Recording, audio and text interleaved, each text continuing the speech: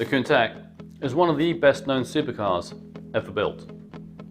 The car entered production in 1974 as the LP500 with a 3.9 litre engine delivering 370 horsepower. By the time production ended, 16 years later, this had grown to a 5.2 litre engine, cranking out 449 horsepower. Here are 10 things you may not have known about the legendary Italian supercar. Marcello Gandini, a skilled and well-known Italian designer, created this incredible masterpiece.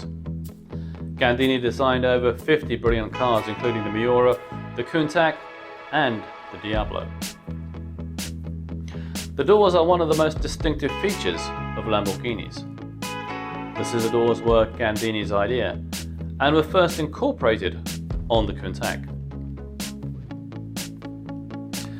It was hands down one of the best street legal race cars of its day.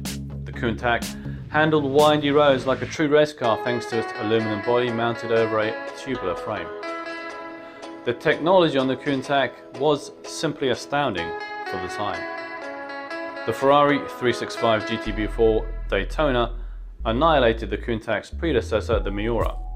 As a result, when Lamborghini launched the Countach, they made a point of stating a top speed that was faster than the Miura killer.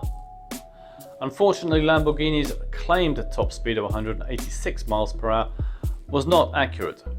The true top speed was actually nearer to 170 miles per hour. The Countach Turbo is one of the most exclusive Lamborghini models ever produced. In fact, only two were ever made. Twin turbocharged Countach LP500S is a 750 horsepower beast that, given the technology available at the time, was simply not roadworthy.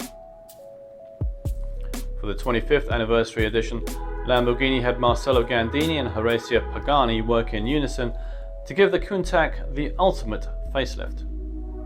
The iconic supercar was transformed by the Italian-Argentinian designer duo. Lamborghini implemented the changes and launched the significantly improved Countach. Although the Countach is an undeniably gorgeous and incredibly fast car, parking it is a nightmare. Backing into a parking spot in a Countach is an art form in itself. It was said that the simplest way to back up was to open the door halfway, sit halfway outside and play with the pedals while looking at the back of the car. You may have noticed something unusual about Countachs in the United States. There's definitely something about them that makes car fans vomit. That's the bumpers. The reason for having them is that Lamborghini was required by the US government to install those unsightly appendages. The Countach has a variety of vents and scoops, and each and every single one of them is functional.